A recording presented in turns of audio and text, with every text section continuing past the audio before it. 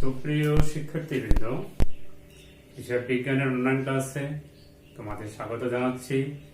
আমি মোহাম্মদ নুরুল হুদা, প্রভাষক হিসাব বিজ্ঞান, কর্ণফুলী সরকারি কলেজ, কাপ্তারাঙ্গামাটি। আজকে আমার এই ক্লাসটি একাদশ ও দ্বাদশ শ্রেণীর জন্য। হিসাব বিজ্ঞান প্রথম পত্র, অধ্যায় প্রথম অধ্যায়ে আছে হিসাব বিজ্ঞান পরিচিতি। পূর্বের ধারাবাহিকতায় এটা আমার এই অধ্যায়ের ষষ্ঠ ক্লাস। গত দুইটা ক্লাসে আমরা দুটি সৃজনশীল অঙ্কের সমাধান করেছিলাম। আজকে আমরা তৃতীয় অঙ্কটির সমাধান করব। আজকের আমি যে প্রশ্নটা নিয়েছি সেটা হলো দিনাজপুর বোর্ড 2019 অঙ্ক নম্বর 4। দিনাজপুর বোর্ড 2019 অঙ্ক নম্বর 4। এই অঙ্কে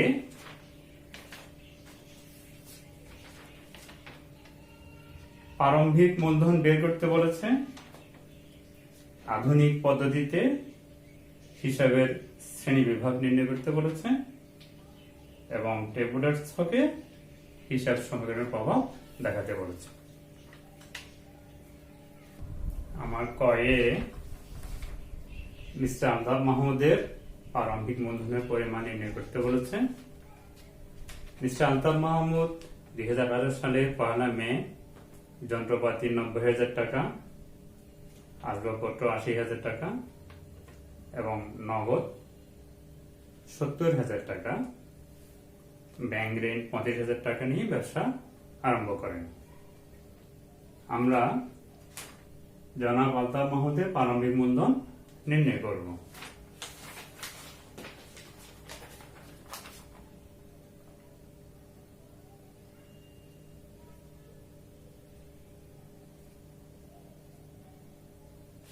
যন্ত্রপাতি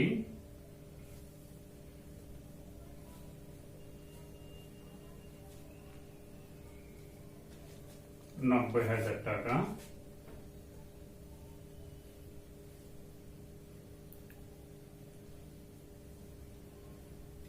আসবাবপত্র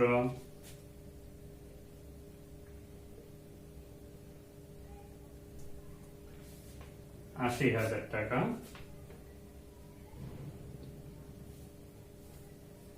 নগদ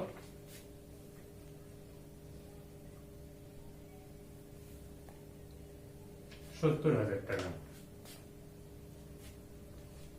সুতরাং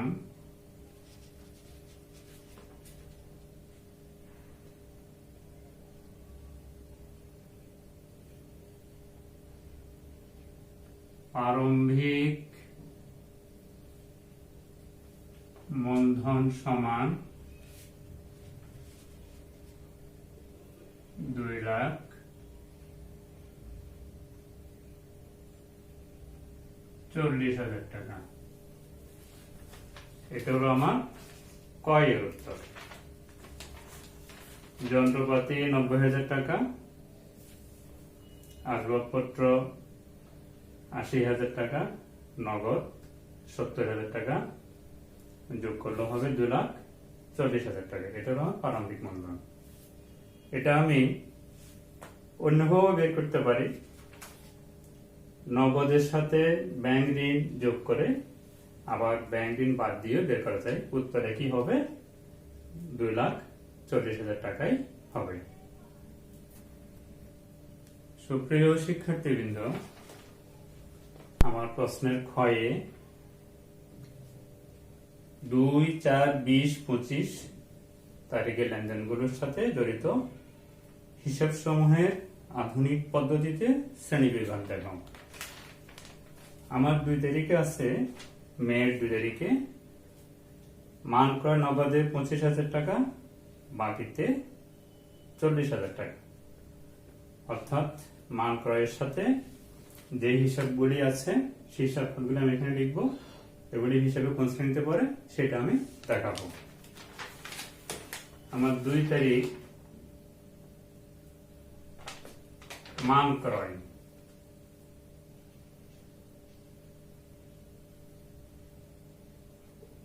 আমরা শুধু ক্রয় হিসাব লিখলেও হবে।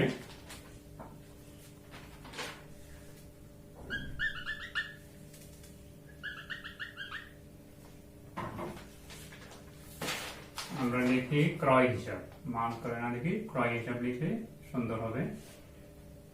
ক্রয় হিসাব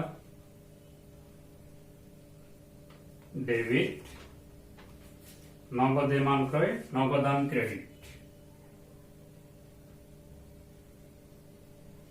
নগদান হিসাব বাকিতে মান ক্রয় প্রদেয় হিসাব।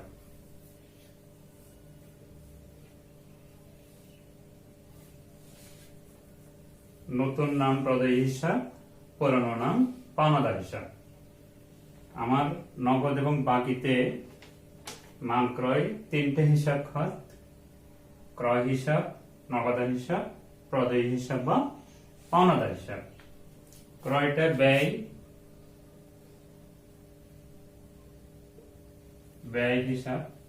নগদানটা সম্পদ, আধুনিক পদ্ধতিতে সম্পদ হিসাব। প্রদেয় হিসাবটা দায়। আমার তিনটে হিসাব খাত আছে, তিনটে হিসাব খাতের আমি শ্রেণী দেখালাম। 2 তারিখ শেষ,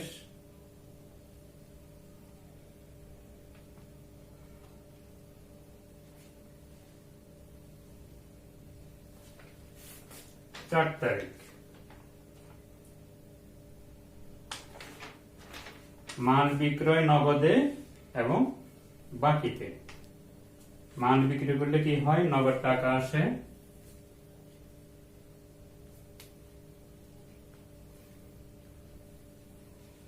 নগদান হিসাব। বাকিতে মাল বিক্রি করলে প্রাপ্য হিসাব হয়।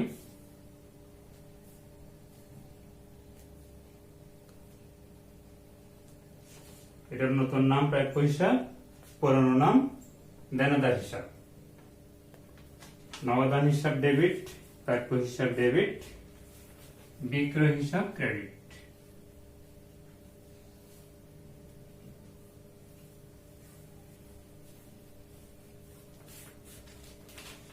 বাকিতে মাল বিক্রয় প্রাপ্য হিসাব, নগদে মাল বিক্রয় নগদান হিসাব। এই নগদান হিসাব ডেবিট হবে, প্রাপ্য হিসাব ডেবিট হবে, বিক্রয় হিসাব ক্রেডিট হবে। নগদে এবং বাকিতে বিক্রয়ের সাথে আমার তিনটে হিসাব খাত জড়িত। এই তিনটে হিসাব খাতের নগদ হলো সম্পদ, সম্পদ হিসাব। প্রাপ্য হিসাবটাও সম্পদ, দেনাদার।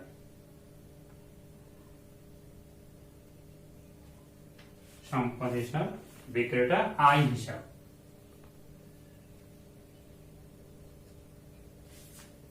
আয় হিসাব।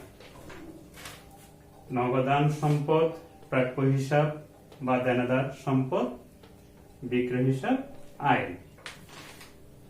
2 তারিখ গেল, 2 তারিখ আর 4 তারিখ। 20 তারিখে পত্রিকায় বিজ্ঞাপন বাবদ নগদ পরিশোধ।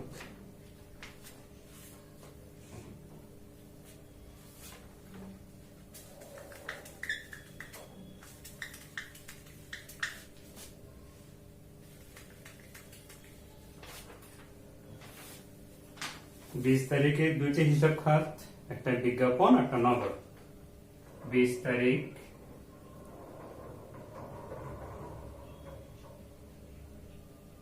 বিজ্ঞাপন খরচ হিসাব বা বিজ্ঞাপন হিসাব, আর হলো নগদান হিসাব। বিজ্ঞাপনটা ব্যয়, নগদানটা সম্পদ। আধুনিক পদ্ধতিতে বিজ্ঞাপন ব্যয়, নগদান হিসাব সম্পদ। এরপর আছে আমার 25 তারিখ, নিজ প্রয়োজনে কারবার থেকে নগদ উত্তোলন।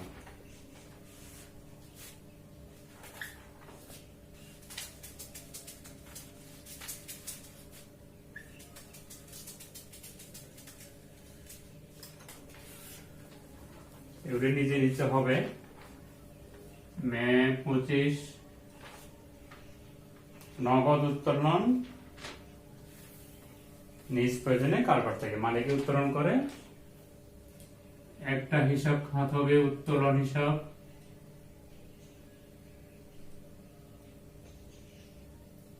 আর একটা হলো নগদান হিসাব।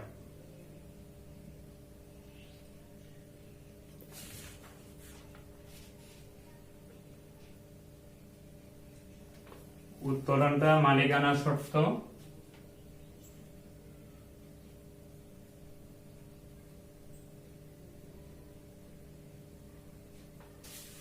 এটাকে অনেকে মালিকানা শর্তের বিপরীত লেখে। মালিকানা শর্ত হিসাব আধুনিক পদ্ধতিতে, আর নগদানটা সম্পদ।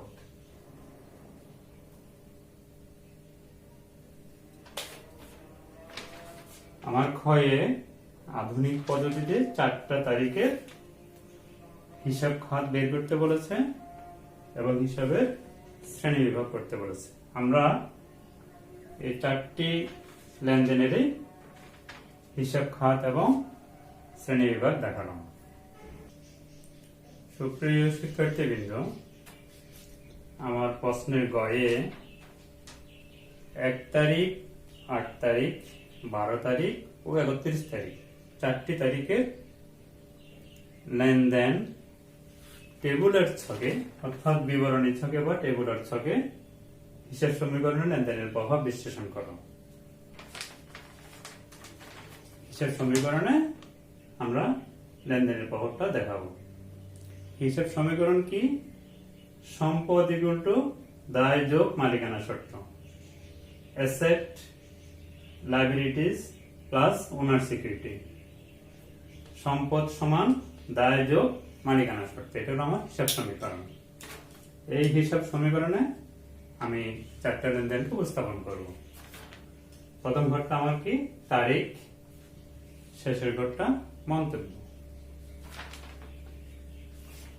হিসাব সমীকরণ উপস্থাপন করার আগে আমাকে দেখতে হবে আমার প্রদত্ত লেনদেনে কয়টা অ্যাসেট আছে, কয়টা লায়াবিলিটি আছে। আমার এই 4টা লেনদেনে 4টে অ্যাসেট আছে, নগদ, যন্ত্রপাতি, আসবাবপত্র, সাপ্লাইস। 3টা লায়াবিলিটিস আছে, ব্যাংক ঋণ, প্রদেয়ী হিসাব, মূলধন। মূলধন প্রায় অঙ্কেই থাকে, এই অঙ্কে ব্যাংক ঋণ আছে, প্রদেয়ী হিসাব আছে, মূলধন আছে। আমার সম্পদের দিকে 4টা সম্পদ, দায়ের দিকে 3টা। আমাকে বলেছে 1 তারিখ, 8 তারিখ এবং 12 তারিখ ও 31 তারিখের সমীকরণ। মে 1 তারিখ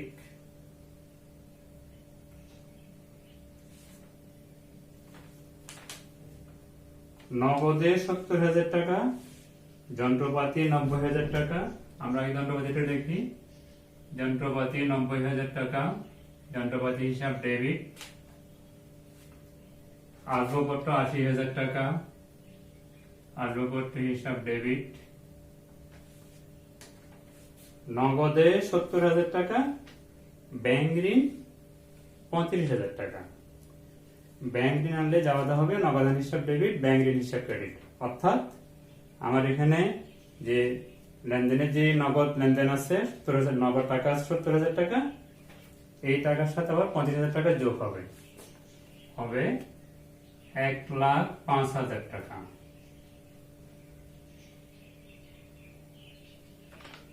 ব্যাংক ঋণ হলো 35,000 টাকা।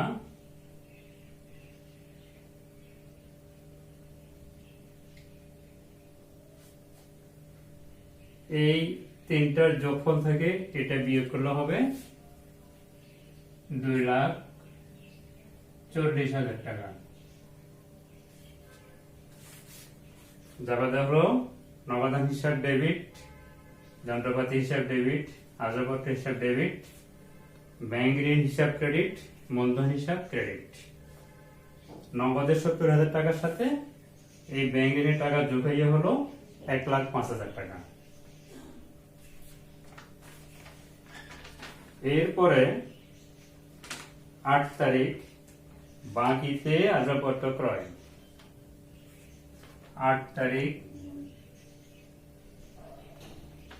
আসবাবপত্র ক্রয় 56,000 টাকা। আসবাবপত্র হিসাব ডেবিট, বাকিতে ক্রয় করলে প্রদেয় হিসাব ক্রেডিট।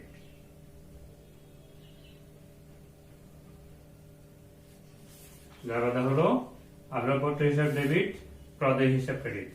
আসবাবপত্রের সাথে যোগ হবে, প্রদেয় হিসাবের সাথে যোগ হবে।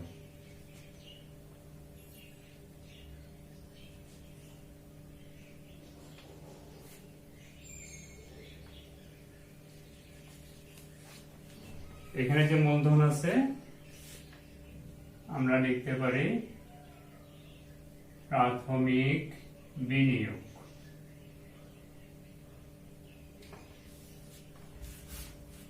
আমি ব্যালেন্স বের করব। এখানে হবে 1,05,000 টাকা, এখানে হবে 90,000 টাকা,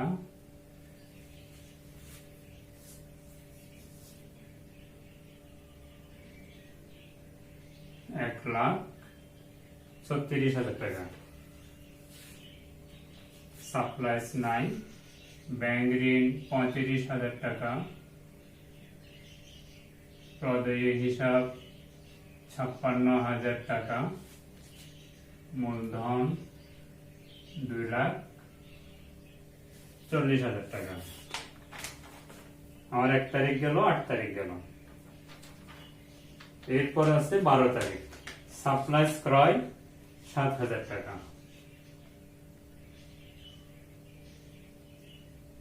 12 তারিখ সাপ্লাইস ক্রয় করলে সাপ্লাইস হিসাব ডেবিট, নগদান হিসাব ক্রেডিট। ক্রেডিট মানে বিয়োগ, অর্থাৎ নগদ থেকে বাদ যাবে, সাপ্লাইসের সাথে যোগ হবে। সাপ্লাইস এক টাইপের সম্পদ, তাহলে যাবতীয়টা কি হলো? সাপ্লাইস হিসাব ডেবিট, নগদান হিসাব ক্রেডিট। আমরা যদি ব্যালেন্স বের করি,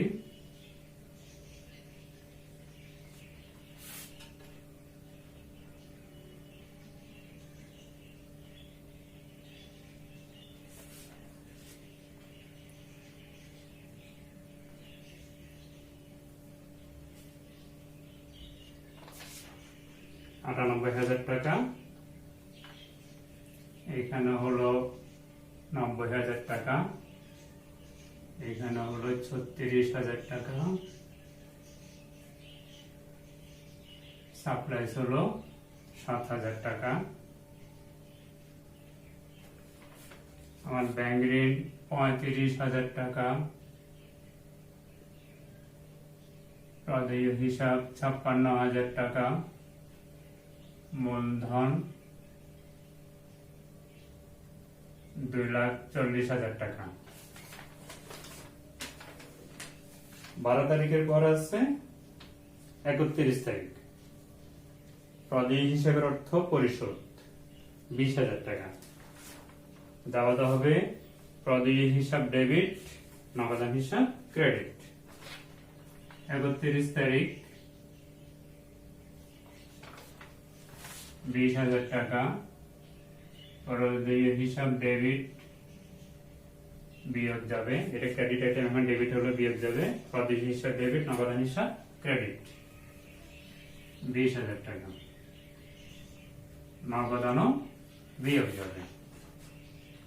লেনদেনটা ছিল প্রদেয় হিসাবের অর্থ পরিশোধ। দেওয়া হবে প্রদেয় হিসাব ডেবিট, নগদান হিসাব ক্রেডিট। প্রদেয় হিসাব ক্রেডিট আইটেম এখন ডেবিট হলো বিয়োগ যাবে, নগদান হিসাব ডেবিট আইটেম এখন ক্রেডিট হলো বিয়োগ যাবে। প্রদেয় হিসাব ডেবিট, নগদান হিসাব ক্রেডিট। আমি এখন ব্যালেন্স বের করি।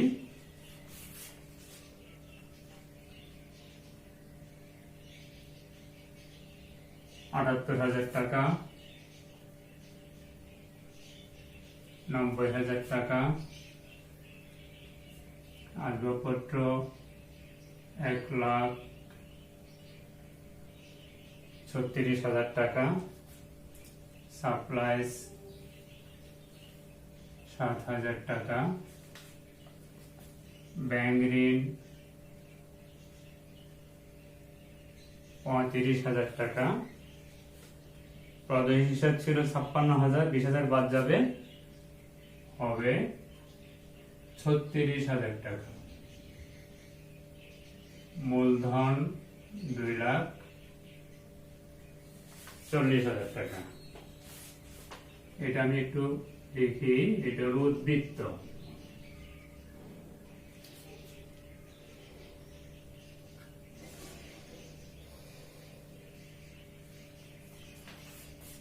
আমার 4টা লেনদেনের শেষ 1 তারিখ, 8 তারিখ, 12 তারিখ, 31 তারিখ। 4টা লেনদেন আমি 4টা সম্পদ যোগ করি, যা পাবো দুই পাশ আমার মিলতে হবে।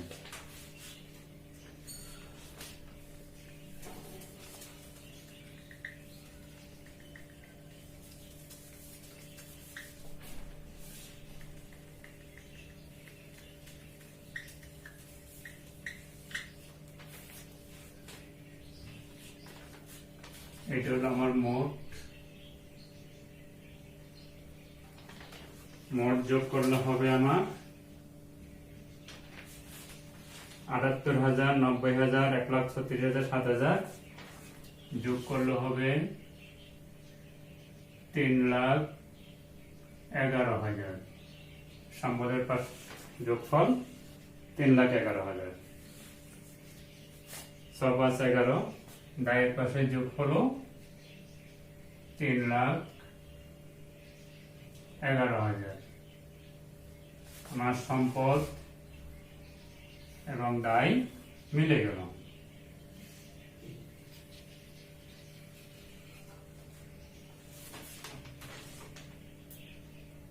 আমার সমীকরণটা ছিল সম্পদ সমান দায় যোগ মালিকানা শর্ত, সম্পদের পাশে যোগফল 3,11,000 টাকা, দায়ের পাশে যোগফল 3,11,000 টাকা। অর্থাৎ আমার এই লেনদেনের হিসাব সমীকরণ উপস্থাপন সঠিক হয়েছে। সুপ্রিয় শিক্ষার্থীবৃন্দ, আজকে এটা ছিল আমার অঙ্কের হিসাবে 3 নাম্বার অঙ্ক। আগামী ক্লাসে আমরা আরো 2-1টি সৃজনশীল অঙ্কের সমাধান দেখাবো।